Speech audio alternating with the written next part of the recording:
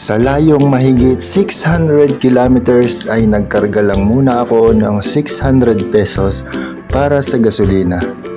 Yan ang aking lalakbayin gamit ang motorsiklo na susukat sa aking tatag ng isipan at pangangatawan. Dahil dito ay magkahalong kaba at excitement ang aking nararamdaman. Alas 2 ng madaling araw at narating ko na ang Pangil, Laguna.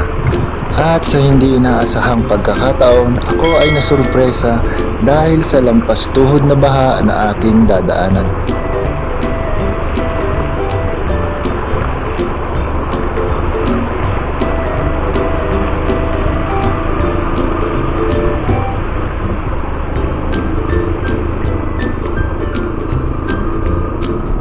Alas 5 na ng umaga at narito na ako sa Gumaca, Quezon. At dito na rin ako inabutan ng napakagandang pagsikat ng araw. Sa mga oras na ito nga ay 4 na oras na akong bumabiyahe ng tuloy-tuloy at hindi man lamang nagpapahinga. Dahil sa dilim ng daan ay pinili ko na lang na magdire-diretso kesa tumigil pa. Isa sa napakagandang tanawin kung ikaw ay bibiyahe mula Rizal hanggang Samar. Ang nakikita niyo sa unahan ay ang Bulkang Mayon. Sa mga oras na ito ay mahigit 10 oras na akong bumabiyahe at mahigit 6 na oras pa ang aking lalakbayin bago ako makarating sa aking pupuntahan. 1:30 ng madaling araw ako umalis sa amin sa Tanay, Rizal. Bitbit ang panalangin na sana'y gabayan ako ng Panginoon sa aking paglalakbay. Bagaman nagkaroon ng kaunting aberya sa daan ay pinili ko magpatuloy dahil kaya naman. Isa na siguro ito sa mga biyaheng hindi ko malilimutan. Dahil ang dating imposible sa aking isipan ay pwede palang gawing posible. Basta't magtiwala ka lamang sa iyong sarili at isipin mong kayang-kaya mo yan. 1:00 ng hapon at narating ko na ang Daraga, Albay. Dahil sa pagod at dagdag sa biyahe, ay nananakit na ang aking katawan kaya naman nagunat-unat muna ako dito upang maibsan ang aking pangangalay. Sa ngayon ay narito na ako sa parting Albay. Kung hindi ako nagkakamali ay Ginubatan ang pangalan ng lugar na ito. At ito na yung pangalawang beses ng pagpapagasolina ko. Ang aking unang pagpapagasolina ay sa boundary ng Tanay, Pililla na nagkakahalaga ng 600 pesos. Ako ay nabigla at hindi ko inaasahan na may katipiran pala sa gasolina ang gamit kong motor. Dahil mayroon pa namang tubar na natitira ay pinasya ko nang magkarga ng 300 pesos. So bali ang nagastos ko na sa gasolina ay 900 pesos. Humigit kumulang 10 oras na nga ako naglalakbay gamit ang motor na ito at nangangalahati pa lang ang aking paglalakbay mula Tanay, Rizal hanggang Samar. Alam ko hindi lang ako at alam ko na marami tayo ang nangarap na gawin ang ganitong adventure dahil iba talaga sa pakiramdam ang naibibigay ng pagmumotor.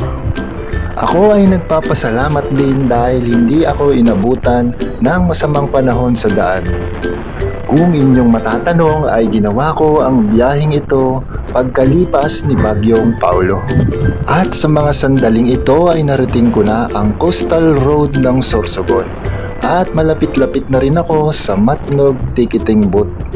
Ito na yata ang pinakamagandang kalsada na nadaanan ko mula sa umpisa ng aking paglalakbay. Mag-aalas 4 na nga ng hapon nang sa wakas ay marating ko ang Matnog Port kung saan kasabay kong sasakay ang motor na ito patawid sa isla ng Samar. At habang pinapanood mo ang video na to ay marahil maitatanong mo kung magkano nga ba ang nagastos ko sa aking biyahe.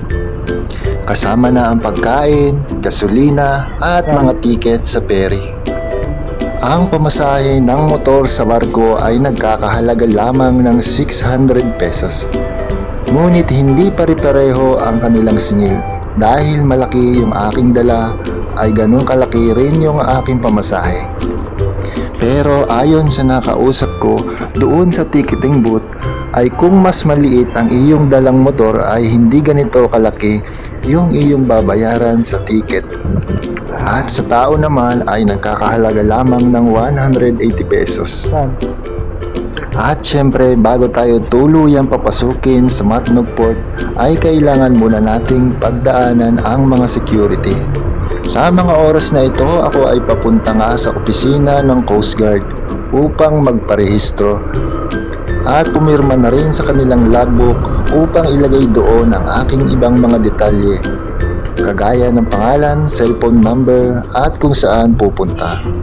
Napakaswerte ko dahil kakaunti lamang ang mga biyahero ngayon. Kapag inabot kasi ng peak season ay malamang ay ma-stranded pa ako dito dahil sa dami ng tumatawid sa kabilang isla. Dito ba? Dito sa kabila.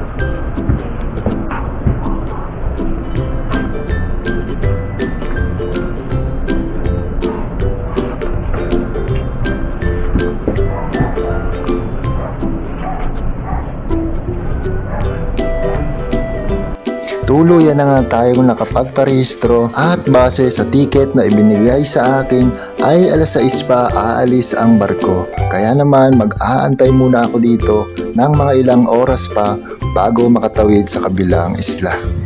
Makailang beses na rin akong nakarating sa lugar na ito pero ito yung unang pagkakataon na bumiyahe ako na nakamotor. May mga pagkakataon din na na-stranded kami dito dahil sa masamang panahon at inabot kami ng 2 araw dito. Mula sa pagsikat ng araw sa Gumaca, Quezon hanggang sa paglubog nito sa Matnog, Sorsogon ay hindi pa rin natatapos ang aking paglalakbay. Ngunit malapit-lapit na at nakikita ko na makakauwi na ako sa aming tahanan. Sa mga oras na ito ay nasa loob na ako ng barko. At humigit kumulang 3 oras pa ang bibiyahiin ito sa dagat bago ako makatawid sa kabila.